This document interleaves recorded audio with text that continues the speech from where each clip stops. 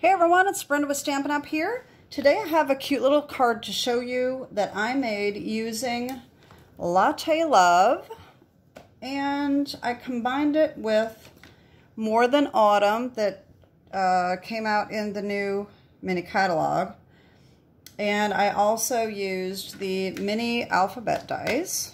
Those are in the annual catalog. Okay. I'm going to show you the card, but we're not going to make the card today. The purpose of this video is to show you how to use Stampin' blends. I did have a request for this demonstration. I am not the best at blending, so there's a lot of demonstrators out there that are way better at this than I am. So if you're really looking for a good tutorial, you may want to look elsewhere, but since I had the request, I thought I would do this. So here is the card I made. This is a one-of-a-kind card that I made for a friend that loves coffee. And I just made it blank inside. I think it really turned out cute. So today what I'm going to do is I'm going to use this cup here and blend that and show you how I did it. But let me show you what I used for this card. I will, as usual, put the dimensions down below in the description if you want to make this card, okay? This is Misty Moonlight, and the background here is Country Woods DSP. This is the Country Woods. It is in the new annual catalog, and the one I used is this here, and it is so pretty. But honestly, I was going to use this side for the background on this. And I had it all designed out, and I went to flip it over to put my tear and tape on it, and I went, wow, wait a minute. I think this is going to look even better. And so that's what I did. So anyway, like I said, I'll put everything in the description below that you need to make this card. So, so we have the cup is Latte Love right here. The donut comes from the More Than Autumn. Okay. I do have the dies for these, and when I lined them up to cut them out, the mug I got off centered and it just didn't look good. So I fussy cut it in both of these out. And then of course coffee comes from the mini alphabet dies. Love You More Than is from this set right here, okay? So that's what I did. I did also use the bordered ribbon Night of Navy. Unfortunately, it's retired. I thought it was still current, but it's not. So, and then of course on the inside, I put the this cup here with the heart. This is another thing I didn't like about this stamp. When I stamped this inside, it did not fill up the whole coffee cup. So I had to blend that in too. So maybe I'll demonstrate that as well. I wasn't going to do that, but I think I will now that I think about it. So let me get that stamp out as well so that we can do that. All right. The other thing I was going to show you is that I have a couple different color options for the coffee, and I was trying to figure out what color to make this coffee because we've got different colors to choose from with Stampin' Up. So anyway, I'm going to do that too. So what we're going to do first, we're going to stamp our Momento black.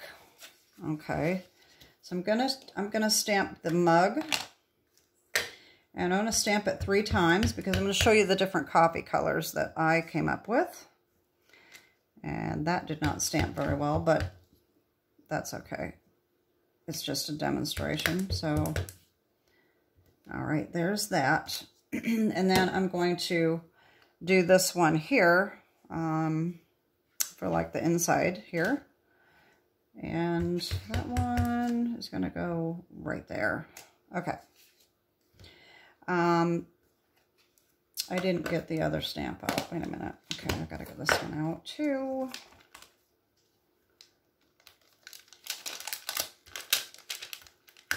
Okay. So let me just do that one first because that one's going to be a little quicker, I think. I used the pecan pie for my coffee. And when you stamp this, I would think that it should fill up the whole coffee cup, but it doesn't.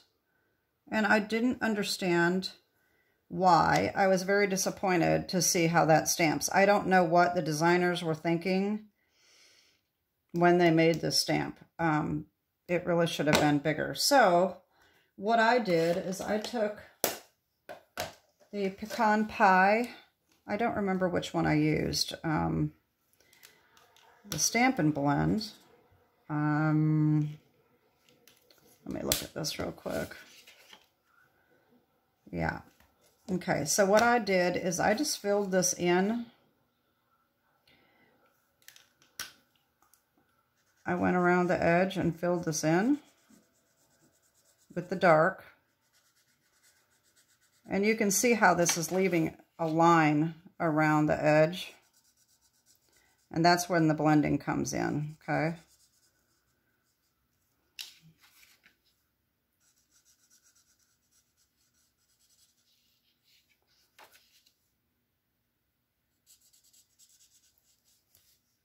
All right, so there we have that.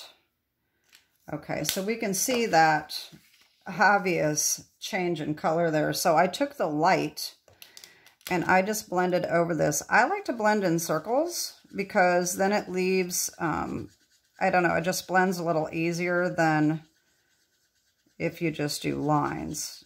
Then you don't really see the lines as well. So I just went around in circles. And you can go over it as many times as you want just to make it a little darker. You know, you can still see the ring, but it's a little better than it was, I think. This does take time to dry, so this is still wet. So as you can see in this one, it dried pretty well, I think. Okay, so that's that, all right. Now, the coffee colors, okay. So obviously I used the pecan pie, but the first one I used was early espresso. So now if you take this little one right here, it fits right inside the coffee mug. And that's what I don't understand why this one doesn't fit inside of this coffee mug. I don't understand why they made it smaller. So anyway, so early espresso. Okay, you can stamp that right in. Okay, so if you like your coffee black, early espresso is great. Okay, then I used the pecan pie. So I probably should have done the lighter to the darker, and then I wouldn't need to clean my stamp off, but that's okay. So pecan pie is the one I used. Okay, and then if you like it extra light, you know, maybe that doesn't fill up the whole thing. I got that a little off, but maybe that doesn't quite fill it up and I just didn't realize it. I just blended in. It's not as noticeable, I don't think, with this. Okay, and then crumb cake for an extra light coffee. Okay, so those are different options you have with the Stampin' Up! Colors. And the next thing we're going to do is we're just going to color in one of these mugs, and I will show you what I did. So the Stampin' blends come in 2 different colors, 2 different shades of each color, okay? The dark is meant to highlight these areas that are stamped and where you want shadowing to be. And then the light is to blend that in and make it look like one color. So I wanted to use the blue, but I didn't want this to be too dark. And Blueberry Bushel is very dark, okay? So I didn't want that dark of a mug, okay? I didn't want it to be that dark. So what I did is I took the Blueberry Bushel light and the Balmy Blue dark, and I used those 2 together. So you can mix and match, especially when it's the same color. You just want to be careful with the shades, but I don't think it really hurts it too much. The alcohol markers dry very quickly, so it's really It really works out fine. I am going to cut this off just so I have a little more room to move this around. And I will show you what I did. So I took Blueberry Bushel Light and I went over these marks that are stamped.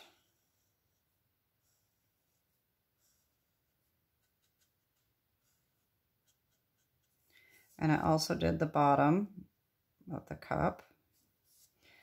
And I did this little place right here. And I added a little bit more shadowing to the top as well.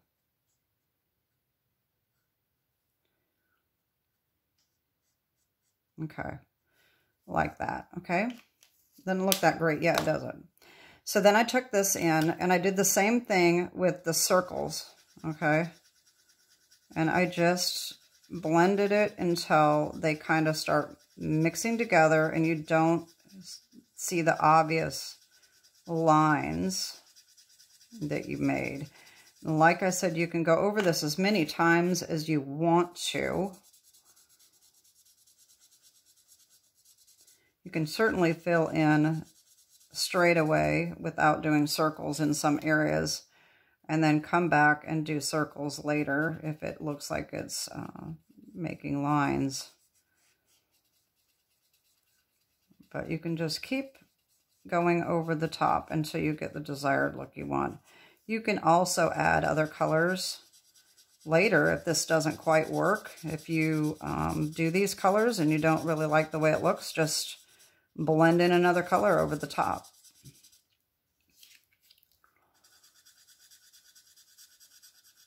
I hope this is making sense. So you can kind of come down these areas with the dark in the circular motion to try to get these blended. Like I said, I'm not as good at some of the demonstrators are way better at this than I am. Sometimes I don't even blend colors. I just use them to color and forget the blending. So this is how I do it. And then, of course, you can go back over it and add just more color just to make it darker. And just keep blending in until you get the desired look. Like I said, if it looks like you can see the lines, just do more circular motions over the top. Okay, and that's all I did. That's all I do. Like I said, if you want more tutorial on how to do this, you know, definitely check out some other demonstrations. There's, you can probably just search Stampin' Blends and how to use Stampin' Blends, and I'm sure you'll come up with all kinds of videos. So anyway, that's the way I did it, and that is pretty much it for today. I hope you like my little card here. Oh, you know what? One more thing I want to show you about these little mini alphabet dies, okay? This comes in a whole sheet like this, and if you're the type that plans ahead and likes to do everything like pretty much the same, like you could just cut this whole thing out and have the entire alphabet, and it's got like 2 A's, 2 E's, 2 I's. I think all the vowels are repeated twice. The R's, the S, the T's, and N's have got 2 each. But you can just do the whole thing and you'll have the whole alphabet. Or if you want just certain letters, this is kind of the way I am. I don't want to cut a bunch of letters out that I don't know if I'm going to use, because I'm going to want my letters to match my cards. So like here is Misty Moonlight. So what I did, I'm going to show you. I took little strips of this paper here. Let me just show you.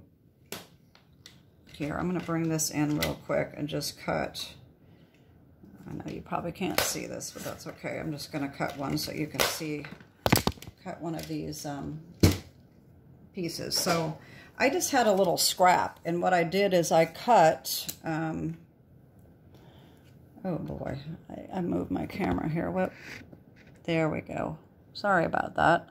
Okay, so what I did is I just cut 1-inch strips, and then I just laid it over the top of where I wanted to cut. And the other thing that you can do that makes this so much easier, okay, is take your plates. See, normally I have a bottom plate that gets cut up and I have a top plate that stays, unless I do it by accident, which I have done a couple times. This plate is strictly for on top and stays uncut, because if you use a plate that's cut on top of your project, it's going to leave all the marks. So I always have a top plate that is unmarked or pretty much unmarked. So what you want to do if you do it this way is you're going to want to do it upside down. So instead of cutting it down this way where you can't see where your paper is, put your clean plate on the bottom and turn it upside down and just layer these wherever you want them and put your cutting plate on top and run it through. And that's what I did, okay? So there's all different kinds of ways you can use this. Like I said, if you just want to do all black letters or something like that, you just run a bunch through and you'll have a bunch of alphabet. But if you're like me and just want to cut out what you need, of the color you need, this is a great way to do it. So anyway, that's what I did. That's my little tip for the mini alphabet dies. So that is it for today. I hope you like my little card and my blending demonstration. Like I said, it's not perfect, but that's the way I do it. That is it for today. Have a great day and God bless. Bye-bye.